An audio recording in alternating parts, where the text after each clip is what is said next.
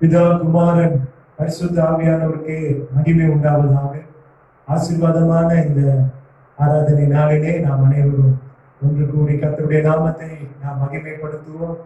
ஆண்டவருடைய ஆவியோடும் உண்மையோடும் நாம் ஆராதிக்கும் பொழுது நிச்சயமாகவே கர்த்தர் நம்மை ஆசீர்வதிப்பார். நாம் இருக்கும் இடங்களிலே தேவ மகிமையை நாம் உணர்ந்து தேவ நாமத்தை நாம் துதிக்க கர்த்தர் கிருபை தருவாராக. அவருடைய கிருபை மேலானது. அவருடைய கிருபையை போற்றி நாம் பாடுவோம்.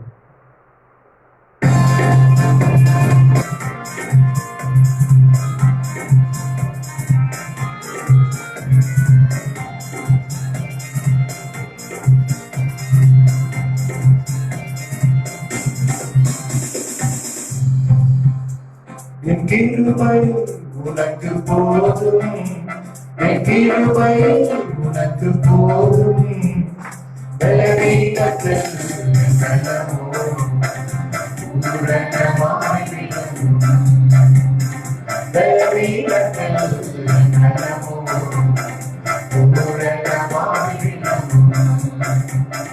பயப்படாதே, உன்னை மீட்டுக் கொண்டேன், எனக்கே நீ சொந்தம். பயப்படாதே, உன்னை மீட்டுக் கொண்டேன், எனக்கே நீ சொந்தம்.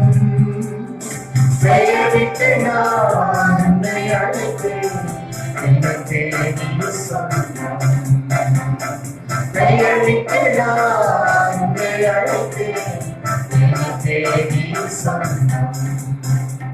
என் கிருபை உனக்கு போதும், என் கிருபை உனக்கு போதும், பலவீனத்தில் என் பலமோ பூரணமாய் விளங்கும், பலவீனத்தில் என் பலமோ பூரணமாய் விளங்கும்.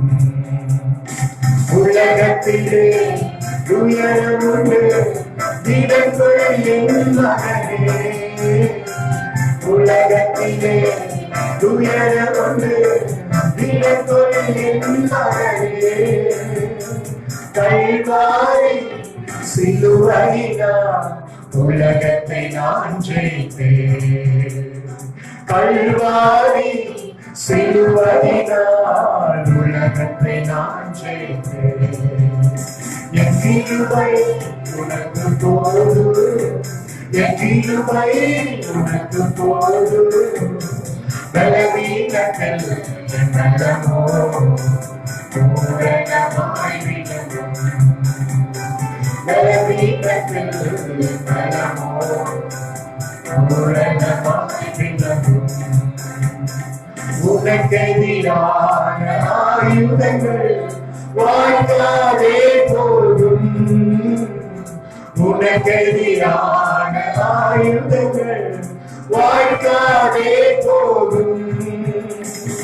இருக்கின்ற பலத்தோடு தொடர்ந்து போராடு, இருக்கின்ற பலத்தோடு தொடர்ந்து போராடு. என் கிருபை உனக்கு போதும், என் கிருபை உனக்கு போதும், பலவீனத்தில் என் பலமோ பூரணமாய் விளங்கும், பலவீனத்தில் என் பலமோ பூரணமாய் விளங்கும். எல்லா வகையிலும் நெருக்கப்பட்டும் ஒடுங்கி போவதில்லை, எல்லா வகையிலும் நெருக்கப்பட்டும் ஒடுங்கி போவதில்லை. கலங்கினாலும் மனம் முறிவதில்லை, கைவிடப்படுவதில்லை.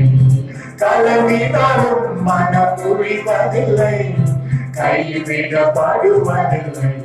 என் கிருபை உனக்கு போதும், என் கிருபை உனக்கு போதும், பலவீனத்தில் பலமோ பூரணமாய் விளங்கும், பலவீனத்தில் பலமோ பூரணமாய் விளங்கும்.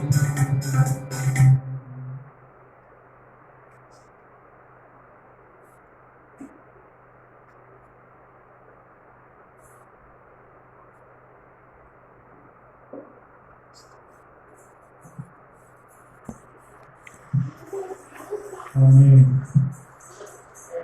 ஹல்லேலூயா. உண்மையாகவே கர்த்தருடைய கிருபை நமக்கு எந்த சூழ்நிலையிலும் போதுமானதா இருக்கிறது.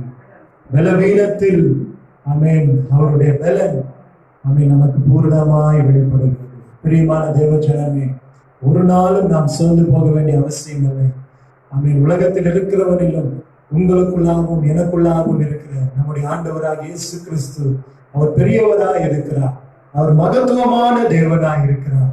அவர் அதிசயமான ராஜாவாய் இருக்கிறார். ஆமென். அந்த மகத்துவமான கர்த்தருடைய நாமத்தை ஆமென் நாம் தொடர்ந்து மகிமைப்படுத்துவோம். ஆண்டவருடைய நாமத்தை தொடர்ந்து நாம் உயர்த்துவோம். எந்த சூழ்நிலையிலும் கர்த்தருடைய நாமத்தை பிரஸ்தாபம் பண்ண கர்த்தர் நம்மை அழைத்திருக்கிறார். ஆமென். கர்த்தர் நம்மை பலப்படுத்துவாராக, ஆசீர்வதிப்பாராக. அவன் வேண்டிய சத்துவத்தையும் பலனையும் சத்துவத்தையும் கர்த்தர் பெருகச் செய்து நம்முடைய நாமத்தை மகிமைப்படுத்துவாராக. இந்த நாளிலும் அன்பான தேவ ஜனமே, கர்த்தருடைய சித்தம் என்ற தலைப்பிலே ஆண்டுடைய வசனத்தை நாம் தியானிக்க போகிறோம். நம்முடைய வாழ்விலே ஆமென் கர்த்தருடைய சித்தத்தை நாம் அறிந்து கர்த்தருடைய சித்தம் என்ன என்பதை நாம் உணர்ந்து கொண்டால் நாம் ஒரு வெற்றியுள்ள விசுவாச வாழ்க்கை வாழ ஆமென் இந்த உலகத்தில் ஒரு வெற்றியுள்ள வாழ்க்கையை வாழ்ந்து முடிக்க அது மிகவும் பிரயோஜனமா இருக்கும். நிறைய நேரங்களிலே தேவனுடைய சித்தம் என்னது என்பதை நாம் அறியாது இருக்கிறதுனால, அவருடைய சித்தத்தின் மகத்துவத்தை நாம் புரிந்து கொள்ளாம இருக்கிறதுனாலதான் நம்முடைய வாழ்க்கையில பல போராட்டங்களையும் பலவிதமான இடைஞ்சல்களையும் சோதனைகளையும் நாம் சகிக்க நேரிடுகிறது. கர்த்தருடைய சித்தம் என்ன என்பதை ஒரு மனிதன் உணர்ந்து கொண்டார், இந்த சித்தத்தின் மகத்துவம் என்ன என்பதை ஆமென் ஒரு ஆவிக்குரிய கிறிஸ்துவ ஜீவியத்திலே நாம் உணர்ந்து கொள்வோம் என்று சொன்னார், அவருடைய சித்தத்தை நாம் நிறைவேற்றி முடிப்பதற்கு அது ஏதுவா இருக்கும். கர்த்தருடைய சித்தம் அவ்வளவு முக்கியமானது. பிரியமானவர்கள், அவருடைய சித்தம் செய்யாமல் கர்த்தருக்கு நாம் ஒரு நாளும் ஆண்டவரை நாம் பிரியப்படுத்தவே முடியாது. அவருடைய சித்தத்தை செய்கிறவனா ஆண்டவருக்கு உகந்தவனா இருக்கிறார். ஆகவே இந்த நாளிலே கர்த்தருடைய சித்தத்தின் மகத்துவம் என்ன என்பதை நாம் தியானிக்க இருக்கிறோம். 5 விதமான தேவனுடைய சித்தத்தின் முக்கியத்துவத்தை குறித்து நாம் பார்க்க இருக்கிறோம். கர்த்தருடைய சித்தத்தின் மகத்துவம் என்ன, அவருடைய மேன்மை என்ன என்பதை பார்த்து ஆண்டவருடைய பரிசுத்த நாமத்தை நாம் மகிமைப்படுத்தலாம். வெளிப்படுத்தின விசேஷம் 4வது அதிகாரம் 11வது வசனம் விவிதமாய் சொல்லுகிறது. வெளிப்படுத்தின விசேஷம் 4வது அதிகாரம் 11வது வசனத்திலே, கர்த்தாவே தேவரீர் மகிமையும் கனத்தையும் வல்லமையும் பெற்றுக் கொள்ளுகிறதற்கு பாத்திரராய் இருக்கிறீர். நீரே சகலத்தையும் சிருஷ்டித்து உம்முடைய சித்தத்தினாலே அவைகள் உண்டாயிருக்கிறவைகளும் சிருஷ்டிக்கப்பட்டவைகளுமாய் இருக்கிறது என்றார். பரலோகத்திலே ஆண்டவரை மகிமைப்படுத்தும் பொழுது இந்த வார்த்தை வருகிறது, உங்களுடைய சித்தத்தினாலே அவைகள் உண்டாயிருக்கிறவைகளும் சிருஷ்டிக்கப்பட்டவைகளுமாய் இருக்கிறது என்றார்கள் என்று சொல்லி நாம் தேவனுடைய நாமத்தை நாம் மகிமைப்படுத்துகிறோம். வேதம் தெளிவாய் சொல்லுகிறது, நீரே சகலத்தையும் சிருஷ்டித்து. பிரியமான தேவ ஜனமே, கர்த்தர் ஒருவரே எல்லாவற்றையும் உருவாக்கின தேவனாய் இருக்கிறார். அவருடைய சித்தத்தினாலே அவைகள் உண்டாயிருக்கிறது. நாம் பார்க்கிற யாரும் கர்த்தருடைய சித்தத்தினாலே உண்டாயிருக்கிறது. அவருடைய சித்தம் இல்லாமல் எதுவும் இந்த பூமியில் இல்லை. அவருடைய சித்தம் இல்லாமல் நீங்களும் நானும் இந்த பூமியில பிறக்கவில்லை. அவருடைய சித்தம் இல்லாம உங்களுக்காக எனக்காக அவர் மரிக்கல. அவருடைய சித்தம் இல்லாம அவன் நீங்களும் நானும் ஆண்டுடைய பிள்ளைகள் என்று அழைக்கப்படுவதில்லை. பிரியமானவர்கள், காரணம் எல்லாமே அவருடைய சித்தத்தின்படி இயங்கிக் கொண்டிருக்கிறதா வேதம் நமக்கு தெளிவாய் சொல்லுகிறது. ஆண்டவராக இயேசு கிறிஸ்து மிக தெளிவாய் ஆண்டுடைய சித்தத்தை குறித்து அவர் சொல்லி இருக்கிறார். அவருடைய வார்த்தைகளை அவருடைய உபதேசங்களையும் ஆமென் அவர் இந்த பூமியில வாழ்ந்த நாட்களிலே அவர் சொன்ன ஜீவனுள்ள சத்திய வசனங்களை நாம் பார்க்கும் பொழுது அந்த சித்தத்தின் மகத்துவம் என்ன என்பதை நாம் புரிந்து கொள்ள முடியும். மத்தேயு எழுதின சுவிசேஷம் 6ஆம் அதிகாரம் 10வது வசனத்திலே அந்த பரமண்டல ஜெபத்திலே ஆண்டவர் ஒரு வார்த்தையை அந்த இடத்துல சொல்லுகிறதை நாம பார்க்கிறோம். சீஷர்கள் கேட்கிறாங்க, நாங்க எப்படி ஜெபம் பண்ண எங்களுக்கு கற்றுத்தாரும் என்று சொல்லி. அப்பொழுது ஆண்டவர் அந்த பரமண்டல ஜெபத்தை அவர்களுக்கு சொல்லிக் கொடுக்கிறார். அதுல சொல்லும் பொழுது அவர் என்ன சொல்லுகிறார், 9ஆம் வசனத்தை நம்ம வாசிக்கும் பொழுது, நீங்கள் ஜெபம் பண்ண வேண்டிய விதமாவது, பரமண்டலங்களில் இருக்கிற எங்கள் பிதாவே, உம்முடைய நாமம் பரிசுத்தப்படுவதாக, உம்முடைய ராஜ்யம் வருவதாக, உம்முடைய சித்தம் பரமண்டலத்திலே செய்யப்படுகிறது போல பூமியிலேயும் செய்யப்படுவதாக என்று சொல்லி ஆண்டவர் அந்த பரமண்டல ஜெபத்திலேயே தேவனுடைய சித்தத்தின் மகத்துவத்தை ஆண்டவராக இயேசு கிறிஸ்து வெளிப்படுத்துகிறதை நம்ம பார்க்கிறோம். அவர் சொல்லுகிறார், உம்முடைய ராஜ்யம் வருவதாக, உம்முடைய சித்தம் பரமண்டலத்திலே செய்யப்படுவது போல பூமியிலையும் செய்யப்படுவதாக. அப்ப கர்த்தருடைய சித்தம் பரலோகத்தில் அது நிறைவேறி கொண்டிருக்கிறது, பூலோகத்திலும் அது நிறைவேற வேண்டும் என்பதால் இந்த ஜெபம் நமக்கு வலியுறுத்துகிறது பிரியமானவர்கள். அப்ப அந்த சித்தத்தின் மகத்துவத்தை கர்த்தர் அந்த பரமண்டல ஜெபத்திலேயே கொண்டு வந்திருக்கிறார். மத்தேயு 7ஆம் அதிகாரம் 21வது வசனத்தை நாம் வாசிக்கும் பொழுது ஆண்டவராக இயேசு கிறிஸ்து மிக தெளிவாய் சொல்லுகிறார், பரலோகத்தில் இருக்கிற என் பிதாவின் சித்தத்தின்படி செய்கிறவனே பரலோக ராஜ்யத்தில் பிரவேசிப்பானே அல்லாமல் என்னை நோக்கி கர்த்தாவே கர்த்தாவே என்று சொல்லுகிறவன் அதில் பிரவேசிப்பதில்லை என்பதால் ஆண்டவராக இயேசு கிறிஸ்து சொல்லுகிறார். எவ்வளவு தெளிவாய் ஆண்டவர் சொல்லுகிறார், பரலோகத்தில் இருக்கிற என் பிதாவின் சித்தத்தின்படி செய்கிறவனே பரலோக ராஜ்யத்தில் பிரவேசிப்பானே அல்லாமல் என்னை நோக்கி கர்த்தாவே கர்த்தாவே என்று சொல்லுகிறவன் அதில் பிரவேசிப்பதில்லை. எனக்கு அன்பான தேவ ஜனமே, நாம் நினைக்கலாம் எப்படி வேணாலும் பரலோக ராஜ்யத்துக்குள் போயிடலாம், கிடையவே கிடையாது.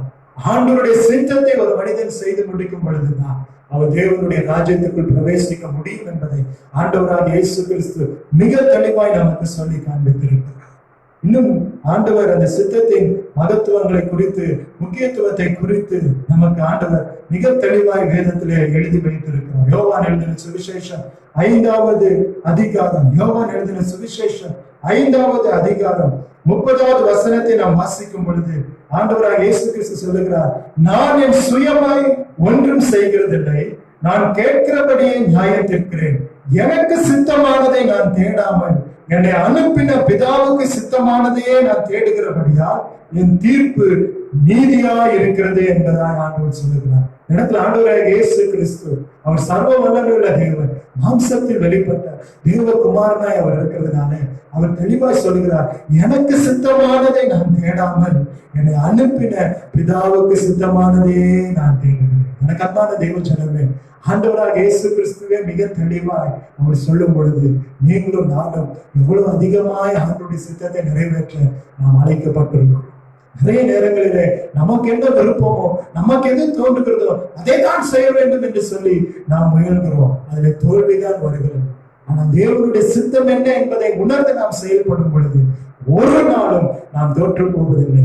காரணம் என்னன்னா, நமக்கு முன்னோடினவராகி ஆண்டவராக இயேசு கிறிஸ்து பிதாவின் சித்தத்தையே அவர் செய்ததினாலே தேவன் அவரோடு கூட இருந்ததை நாம் வேதத்துல மிக தெளிவாய் நாம் வாசிக்கிறோம். மத்தேயு எழுதின சுவிசேஷம் 12வது அதிகாரம் 50வது வசனத்தை நாம் வாசிக்கும் பொழுது மத்தேயு எழுதின சுவிசேஷம் 12வது அதிகாரம் 50வது வசனத்துல ஆண்டவர் மிக தெளிவாய் சொல்லுகிறார், பரலோகத்தில் இருக்கிற என் பிதாவின் சித்தத்தின்படி செய்கிறவன் எவனோ அவனே எனக்கு சகோதரனும் சகோதரியும் தாயுமாய் இருக்கிறான் என்றார். ஹல்லேலூயா.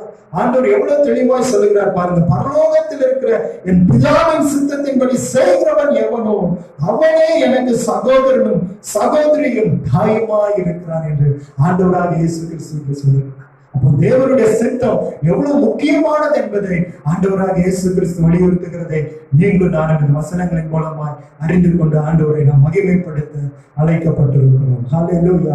அதே மத்தேயு எழுதின சுவிசேஷம் 26வது அதிகாரம் 39வது வசனத்தை நாம் வாசிக்கும் பொழுது ஆண்டவர் அமேன் கடைசியாக அந்த கெத்செமனே தோட்டத்திலே அவர் விழுந்து ஜெபிக்கும் பொழுது சொல்லுகிற காரியம் என்ன, சற்று அப்புறம் போய் முகம் குப்புற விழுந்து, என் பிதாவே இந்த பாத்திரம் என்னை விட்டு நீங்க கூடுமானால் நீங்கும்படி செய்யும், ஆகிலும் என் சித்தத்தின்படி அல்ல உம்முடைய சித்தத்தின்படியே ஆக கடவுது என்று ஜெபம் பண்ணினார்.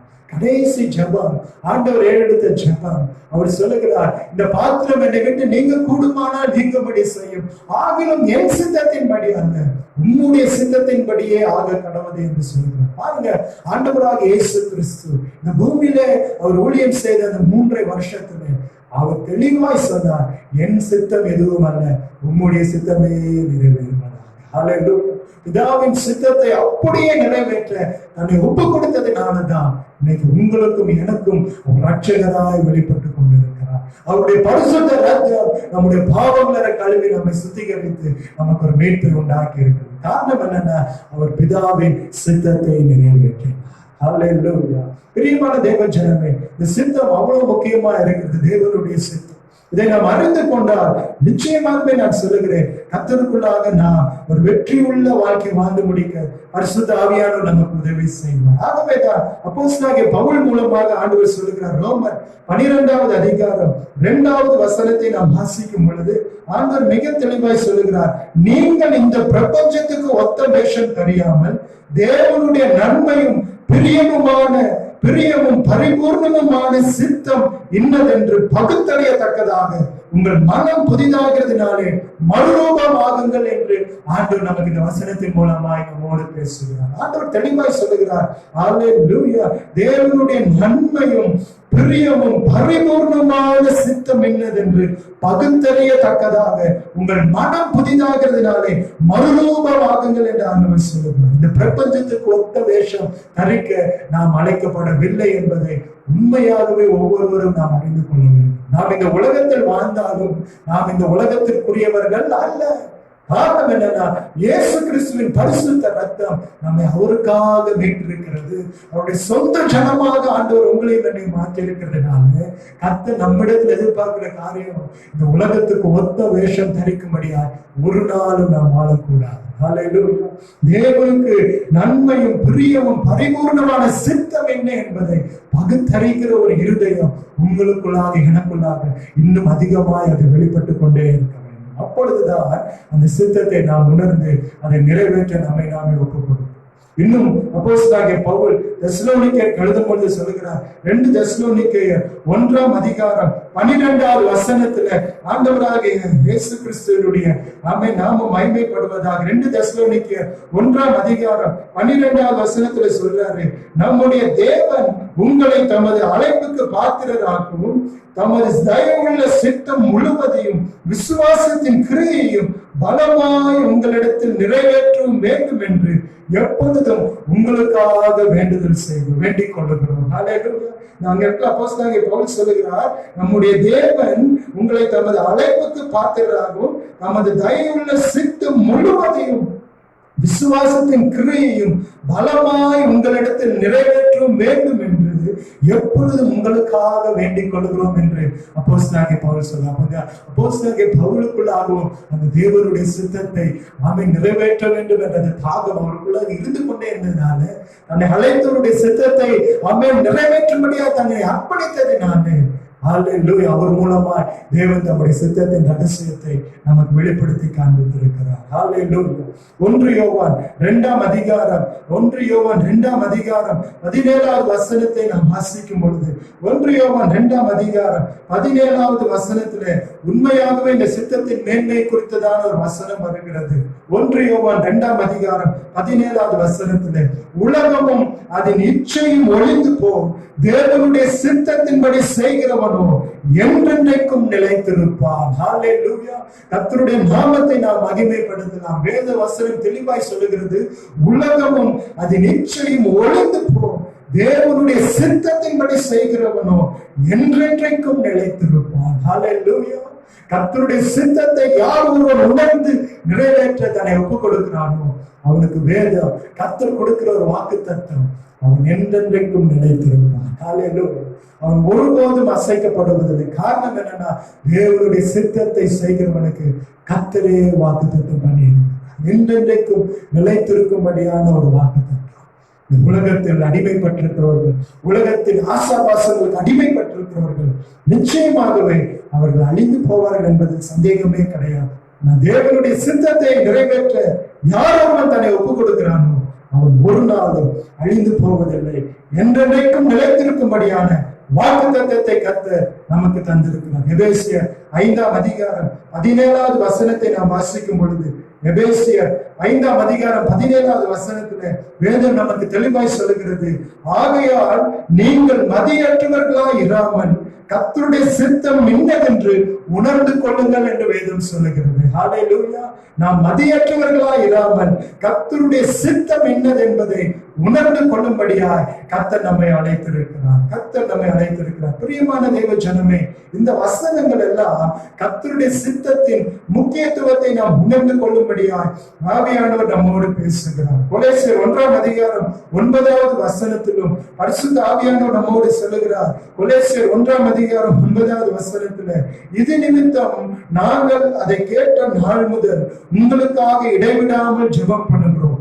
நீங்கள் எல்லா ஞானத்தோடும் ஆவிக்குரிய விவேகத்தோடும் அவருடைய சித்தத்தை அறிகிற அறிவினாலே நிரப்பப்படவும் என்று அப்போஸ்தலனாகிய பவுல் இந்த இடத்துல கொலோசியர் சபைக்கு எழுதும் பொழுது சொல்லுகிறார். நீங்கள் எல்லா ஞானத்தோடும் ஆவிக்குரிய விவேகத்தோடும் அவருடைய சித்தத்தை அறிகிற அறிவினாலே நிரப்பப்படவும் என்று சொல்லி அவர் வேண்டுதல் செய்கிறார். பிரியமான தேவ ஜனமே, இந்த வசனங்கள் எல்லாம் கர்த்தருடைய சித்தம் எவ்வளவு முக்கியமானது என்பதை நமக்கு வலியுறுத்தி காண்பிக்க.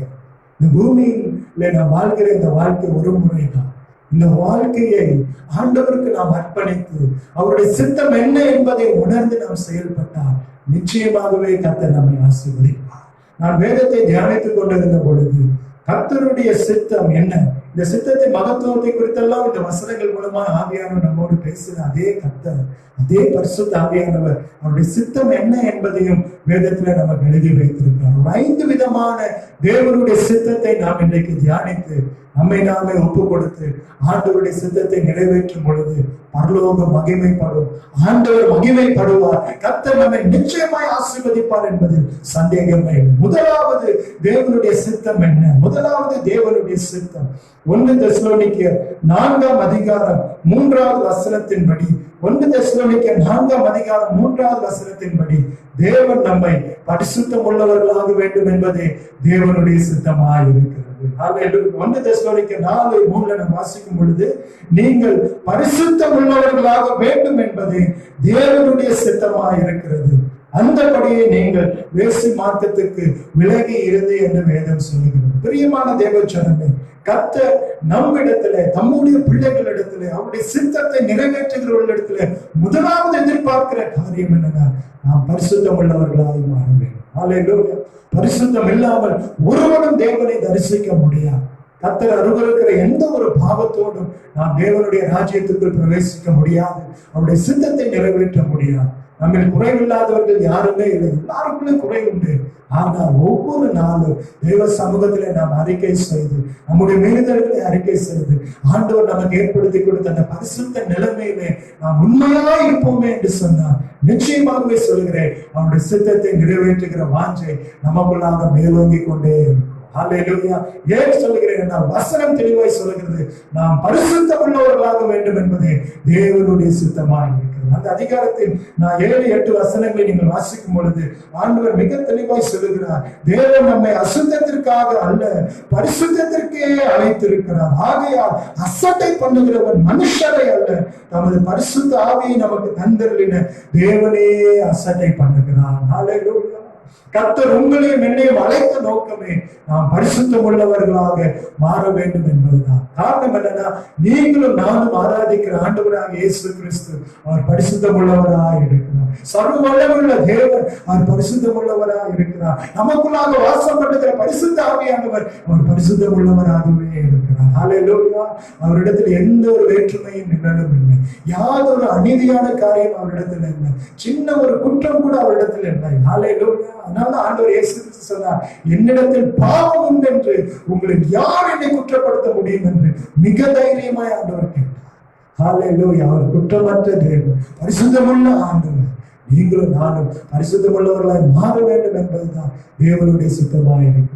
அதனால ஆவியானவர் உணர்த்துகிற காரியங்கள், ஒருவேளை தேவன் அருவருக்கிற பாவங்கள் நம்ம இடத்துல இருக்குமே, ஆனால் கர்த்தருடைய சமூகத்தில் நாம அறிக்கை செய்யலாம். தேவன் நமக்கு இறங்கி அவர் விரும்புகிற பரிசுத்தத்தில் நம்மை நடத்த அவர் உண்மை உள்ளவராக இருக்கிறார். 2வது ஆண்டவருடைய சித்தம் என்னவென்றால் நாம் ஸ்தோத்திரம் செய்ய வேண்டும் என்பது தேவனுடைய சித்தமாக இருக்கிறது. 1 தெசலோனிக்கேயர் 5 18வது வசனத்தை நாம் வாசிக்கும் பொழுது வேதம் விவிதமாய் சொல்லுகிறது, எல்லாவற்றிலேயும் ஸ்தோத்திரம் செய்யுங்கள், அப்படி செய்வதே கிறிஸ்து இயேசுவுக்குள் உங்களை குறித்து தேவனுடைய சித்தமாய் இருக்கிறது. ஹல்லேலூயா.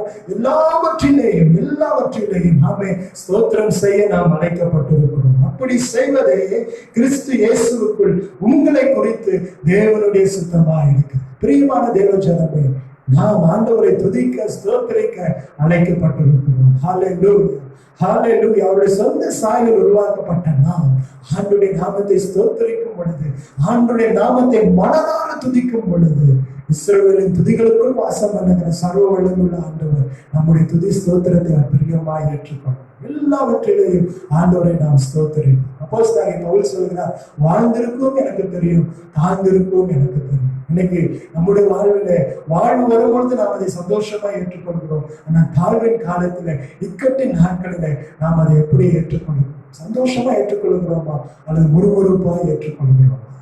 ஹல்லேலூயா. வசனம் சொல்லுது, எல்லாவற்றிலேயும் ஆண்டவரை ஸ்தோத்திரிக்க நாம் அழைக்கப்பட்டிருக்கிறோம். இன்னைக்கு அப்படிப்பட்ட ஒரு இருதயத்தை கர்த்தர் நமக்கு தருவாரா? ஸ்தோத்திரம் சொல்ல நாம் பழகிக் கொள்ளலாம்.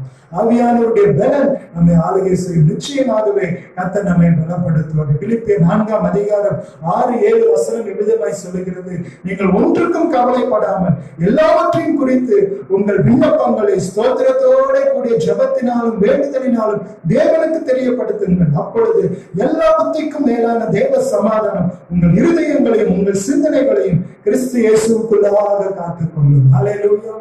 எல்லாவற்றுக்காக நாம் ஆண்டவரை ஸ்தோத்திரிக்க கடமைப்பட்டிருக்கிறோம். எதை குறித்து நாம் கவலைப்பட வேண்டிய அவசியம் இல்லை. அவருடைய சித்தம் இல்லாம நம்முடைய வாழ்க்கையில் எதுவும் நடக்காது என்பதை ஒருமனதோடு நாம் விசுவாசிப்போம். ஆண்டவரை ஸ்தோத்திரிப்போம். கர்த்தர் பெரிய காரியங்களை செய்வோம். ஹல்லேலூயா. இன்னும் எபேசியர் 5ஆம் அதிகாரம் 4வது வசனத்தை நாம் வாசிக்கும் பொழுது வேதம் சொல்லுகிறது, அப்படியே வம்பும் புத்தீனமான பேச்சும் பரியாசமும் தகாதவைகள் ஸ்தோத்திரம் செய்தலே தகும் என்று வேதம் சொல்லுகிறது. ஹல்லேலூயா. வம்பும் புத்தீனமான பேச்சும் பரியாசமும் தகாதவைகள் என்று வேதம் சொல்லுகிறது. ஆனா இன்னைக்கு உலகம் அதைத்தான் தகுதியானவைகளாய் சிந்தித்துக் கொண்டிருக்கிறது, அதைத்தான் மேன்மையாய் சிந்தித்துக் கொண்டிருக்கிறது. ஆனா கர்த்தருடைய பிள்ளைகளுக்கு ஆண்டவர் சொல்லுகிறார், அதெல்லாம் தகாதவைகள். ஹல்லேலூயா. எது தகுதியானதுன்னா ஸ்தோத்திரம் செய்தலே தகும். ஹல்லேலூயா. ஆண்டவரை ஸ்தோத்திரிக்க நாம் அழைக்கப்பட்டிருக்கிறோம். ஆண்டவரை துதிக்க நாம் அழைக்கப்பட்டிருக்கிறோம். ஆண்டவரை நாம் மகிமைப்படுத்தும். சங்கீதக்காரன் தாவீது சொல்லுகிறான், கர்த்தரை நான் எக்காலத்திலும் ஸ்தோத்திரிப்பேன், அவரை துதிக்கும் துதி எப்போதும் என் வாயில் இருக்கும் என்று சொல்லி தாவீது ஆண்டவரை மகிமைப்படுத்துகிறார். ஆகவே கர்த்தரை நாம் ஸ்தோத்திரிக்க அழைக்கப்பட்டிருக்கிறோம். கர்த்தர் ஒருவருக்கே நம்முடைய துதி, கர்த்தர் ஒருவருக்கே நம்முடைய மகிமை, கர்த்தர் ஒருவருக்கே நம்முடைய ஆராதனை இருக்க வேண்டும். வேற எதற்கும் அல்ல. பிரியமான தேவஜனமே, ஆண்டவரே நாம் ஸ்தோத்திரிப்போம். ஹல்லேலூயா. மூன்றாவது கர்த்தருடைய சித்தம் என்ன?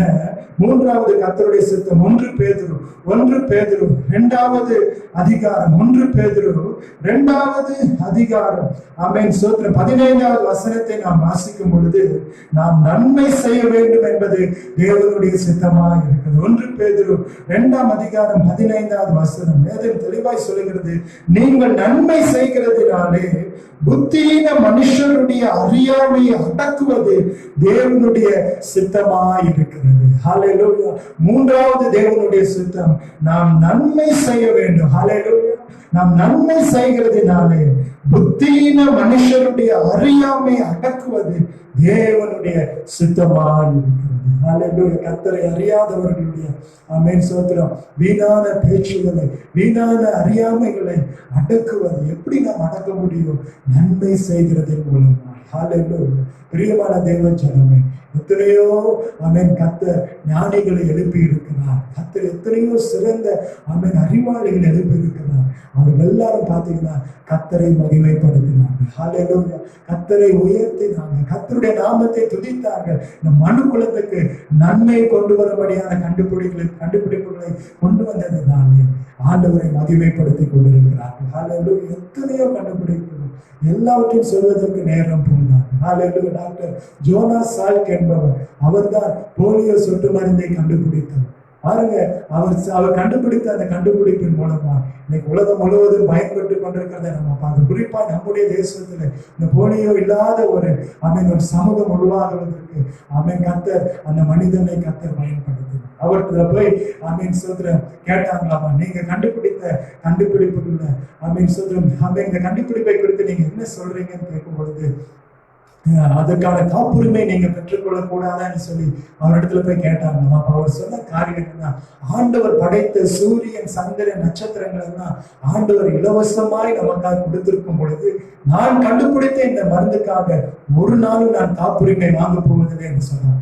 அந்த டாக்டர் ஜோனாஸ் சால்க் மாத்திரம் அன்னைக்கு அந்த கண்டுபிடிப்புக்கான காப்புரிமை வாங்கியிருந்தா இன்னைக்கு உலகத்திலே மிகப்பெரிய ஒரு பணக்காரராய் அவர் வந்திருப்பார். ஆனால் எந்த ஒரு பெருமை எனக்கு வேண்டாம், அது கர்த்தரையே சாரட்டும் என்று சொல்லி ஆண்டவரை மகிமைப்படுத்தினார். இப்படி அநேக விஞ்ஞானிகள் கர்த்தருடைய நாமத்தை மகிமைப்படுத்தினார். காரணம் என்னன்னா, அவங்க செய்த நன்மை. ஹல்லேலூயா.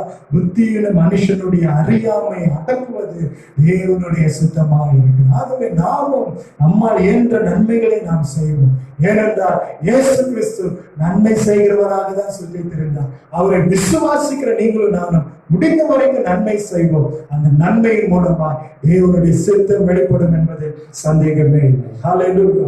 3 விதமான தேவனுடைய சித்தத்தை பார்த்தோம். 4வது தேவனுடைய உன்னதமான சித்தம் என்ன?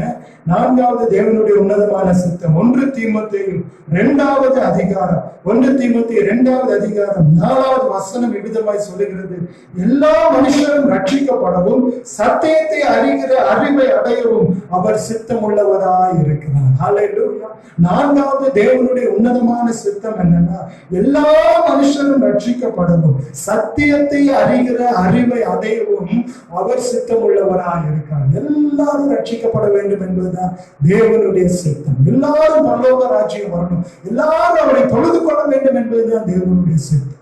அந்த சித்தத்தை உணர்ந்து நாம் செயல்படும் பொழுது நிச்சயமா நான் சொல்லுகிறேன், தேவன் நம் மூலமாக நம்முடைய நாமத்தை மகிமைப்படுத்துவார். ஹல்லேலூயா.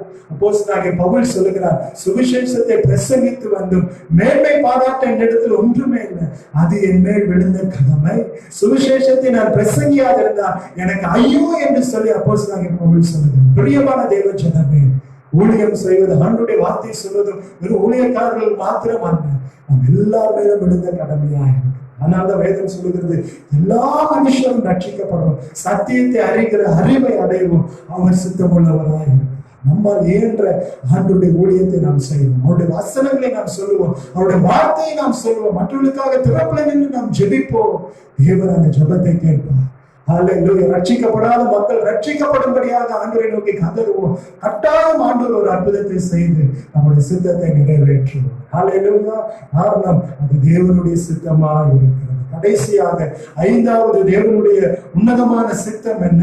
யோவான் 6வது அதிகாரம், யோவான் எழுதின சுவிசேஷம் 6வது அதிகாரம், யோவான் 6வது அதிகாரம் 40வது வசனத்தை நாம் வாசிக்கும் பொழுது அந்த இடத்துல ஆண்டவர் ஒரு உன்னதமான வார்த்தையை, ஒரு வாக்கு தத்தத்தை நமக்கு எழுதி வைத்திருக்கிறார். அதை அந்த சித்தத்திலேயே ஆண்டவர் கொண்டு வந்திருக்கிறார். பாருங்க, யோவான் 6:40, குமாரனை கண்டு அவரிடத்தில் விசுவாசமாய் இருக்கிறவன் எவனோ அவன் நித்திய ஜீவனை அடைவதும் நான் அவனை கடைசி நாளில் எழுப்புவதும் என்னை அனுப்பினவருடைய சித்தமாய் இருக்கிறது என்றார். ஹல்லேலூயா. கடைசியாக தேவனுடைய சித்தம் என்னன்னா, ஆமென், ஸ்தோத்திரம், குமாரனை கண்டு அவரிடத்தில் விசுவாசமாய் இருக்கிறவன் எவனோ அவன் நித்திய ஜீவனை அடைவதும் நான் அவனை கடைசி நாளில் எழுப்புவதும் என்னை அனுப்பினவருடைய சித்தமாய் இருக்கிறது என்றார். ஹல்லேலூயா. இயேசு கிறிஸ்துவின் மேல் விசுவாசம் வைத்து எந்த மனிதனும் வெட்கப்பட்டு போவதில்லை. காரணம் என்னன்னா, ஆண்டவரை உண்மையாய் விசுவாசிக்கிறவர்கள் ரட்சிக்கப்படுவார்கள். அவர்கள் மரித்திருந்தாலும், சரீரத்திலே அவர்கள் இல்லாமல் இருந்தாலும், ஆண்டவர் வெளிப்படும் அந்த நாளிலே கர்த்தர் அவர்களை உயிரோடு கூட எழுப்புவார். ஹல்லேலூயா. உயிரோடு இருக்கிற நாமும் மறுரூபம் அடைவோம் என்றுதான் வேதம் சொல்லுகிறது. எக்கால சத்தம் துணிக்கும் அந்த நாளிலே இமைப்பொழுது நாம் மறுரூபம் அடைந்து கர்த்தரோடு கூட நித்திய காலமாய் நாம் வாழ போகிறோம். காரணம் என்னன்னா, அது தேவனுடைய சித்தமாய் இருக்கிறது. ஹல்லேலூயா. அந்த சித்தத்தை யாராலும் தடுக்க முடியாது. காரணம் என்ன? இயேசு உயிரோடு இருக்கிறார். ஹல்லேலூயா. அவர் சிலுவையிலே நமக்காக மரித்தார். ஆமென். கல்லறையிலே அடக்கம் பண்ணப்பட்டார். 3ஆம் நாள் உயிரோடு எழுந்தார். திரும்பவும் வரப்போகிறார். அந்த விசுவாசம் தான் உங்களை என்னையும் இயக்கி கொண்டிருக்கிறது. ஹல்லேலூயா.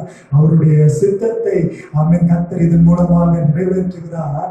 ஆமென். யார் ஒருவன் ஆண்டவராக இயேசு கிறிஸ்துவை ரட்சகராக ஏற்றுக்கொண்டு அவரை விசுவாசிக்கிறார்களோ அந்த ஆத்துமாவை உயிரோடு எழுப்புவது தேவனுடைய சித்தமாக இருக்கிறது. ஆகவே நாம் ஒன்றை குறித்து கவலைப்பட வேண்டாம்.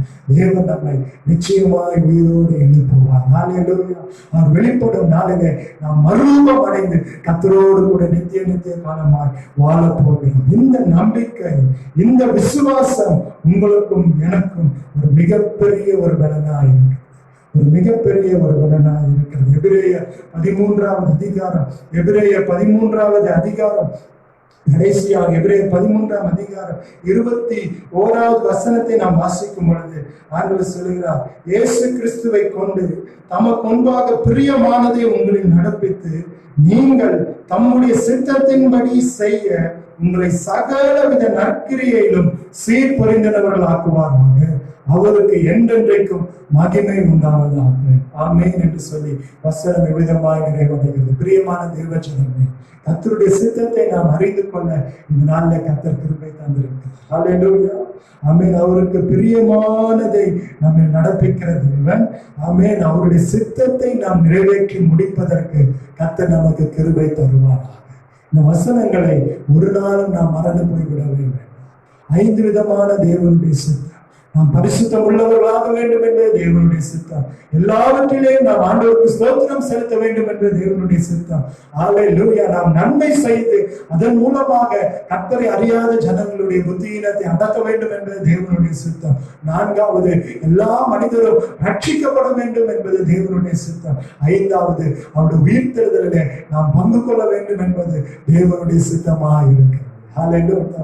ஆமென். சொல்ற கர்த்தருடைய சித்தத்தை உணர்ந்து நாம் செயல்படும் பொழுது நிச்சயமாய் நான் சொல்லுகிறேன், அவருடைய வார்த்தை ஆமென் நம்முடைய வாழ்க்கையில அது நிறைவேறும் என்பதில் சந்தேகமே இல்லை.